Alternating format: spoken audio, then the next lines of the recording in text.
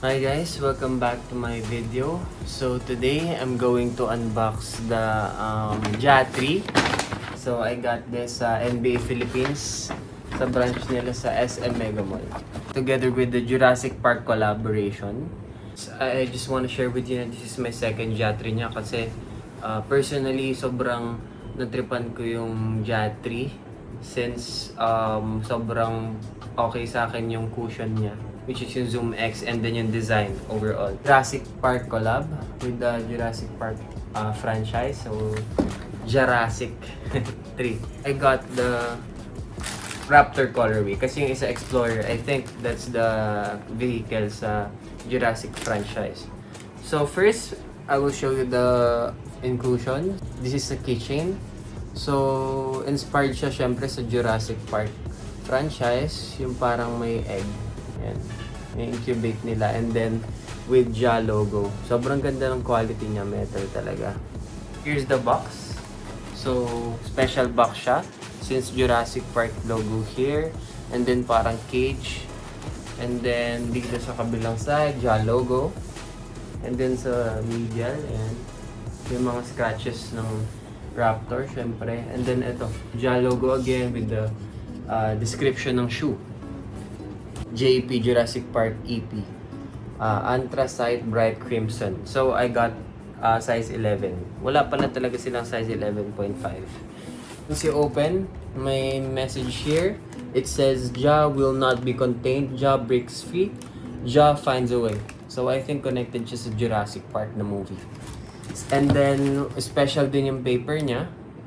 May mga dinosaur. And then, JA logo number 2. As you can see. So this is the left pair. Sa tongue is yung Jurassic Park logo, the iconic logo. And then here medyo naka-separate yung swoosh logo na pa J and then yung A. So sobrang solid niya. Sobrang kitang-kita yung parang pa-A niya. And then XDR rubber outsole siya, of course. For the traction yun. Especially here sa Asian countries or sa Philippines is more on rough quartz tayo and cement quartz. And then, ayun, yung tongue niya is parang may accent siya ng parang skin ng raptor. And then, of course, yung uppers niya is may rubber na mga JA mini logos. So, semi-translucent siya, as you can see. Ang ganda ng pagka-yellow niya and then pagka-black. I think it can work din sa casual wear for me. And then here nakalagay 12. Normal lang. Here is the number 2 part ng number 12 niya. I'm not worried about proving them wrong again. Yun pa rin nakalagay. And then ito, of course, they call this the tire pattern or mini JA logos. Sobrang grip nito sa court. Kasi na-try ko na yung JA na isa yung Year of the Horse colorway.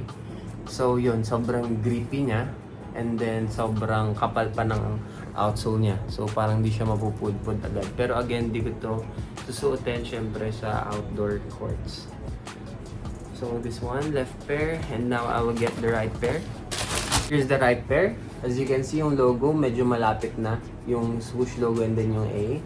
And then here naman is yung traditional na JA na logo sa tongue. Kasi yung kabila is Jurassic. So i-compare ko rin siya side by side.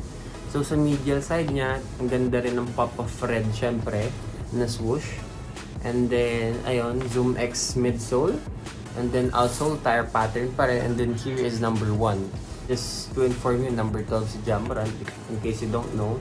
So nakalagay dito, a happy JA is a scary JA. So yun yung saying niya, same pa rin siya. And then, ayun, yung tire pattern. And then, sobrang favorite part ko sa JA3 is, of course, yung cushion, yung traction, and then etong dito sa toe part. Kasi personally ako, toe dragger ako. So yung iba kong shoes is may sira na dito. So ito may parang another outsole kasi siya na layer. So may upper siyang layer na rubber. So protected yung mesh upper. Ayan. Ankle feel kasi yung bago ring colorway, iba yung materials niya. Feel ko mas mahirap siyang i-break in since ito kasi ano siya yung mesh. Engineered mesh. So mga siguro 5 games, okay na to. Siya masikip siya sa medial, parang mga Kobe fit siya. So I suggest i-try nyo sa court or mag half size up kayo. Kung may 11.5 lang, baka kunin ko siya. Kasi nag-try ako ng size 12 guys. Medyo malaki siya na siya sa akin. Mahaba na siya masyado. May na yung toe. So may tendency na magsislide yung foot ko inside. My tongue part is 1 empty. And then, of course, yung insoles niya is yung Raptor yan. Na dinosaur sa Jurassic Park. So, ayoko na munang tanggal. Yung TPU heel counter niya is matigas din talaga. Pag tinignan mo kasi parang wala lang siyang support. Pero, meron naman. Matigas siya. Hindi siya namumove. Sana lang mas well padded pa yung ankle para support sa mga Achilles and all. This is the right pair and the left pair side by side. Ayan. Number 12. Ayan. As you can see, that's the difference of the logos. Right pair and then the left pair. Laces niya pala is magkaiba. Yellow yung isa and then red yung isa. So, ayan. Pansin ko rin sa mga Jamorant is yung laces niya medyo maigsi. So, kailangan mo siyang itay ng maayos kasi yung length niya is, yun nga, hindi siya ganun kahaba. And then, ayan. Better look of the shoe. Experience ko na yung Ja 3 na performance. I highly suggest na mag-cup kayo ng pair na to since may mga dami ng colorway. Actually, lahat ng colorway magaganda, walang tapon na halos. For me, sobrang na-enjoy ko talaga tong shoes na to na laruin kasi sobrang bouncy niya. Energy return din. Pag guards kayo or kahit anong position actually, mag-fit to sa inyo. Ako kasi yung laruan ko hindi naman ako mabilis pero yun, na-enjoy ko pa rin siya and more on the heavier side ako. Ayan pala yung tongue, Jurassic and then the Ja logo.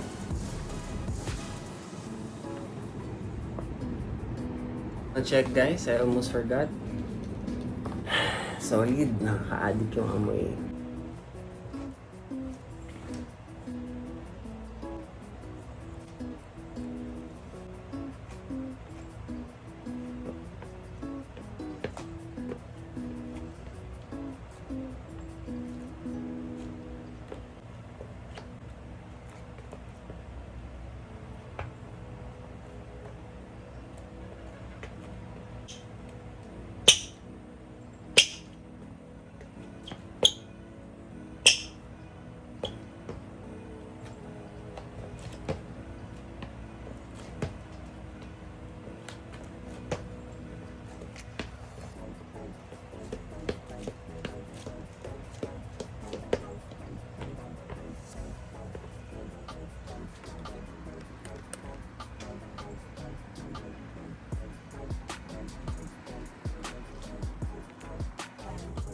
Sabay pinanganak, Eko.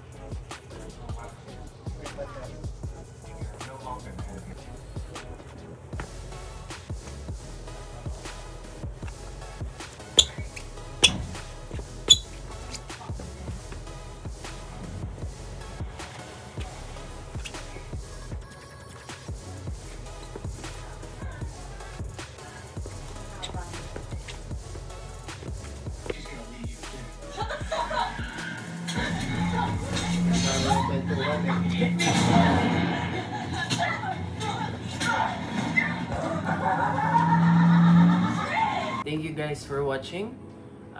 Please subscribe to my channel. See you on my next video.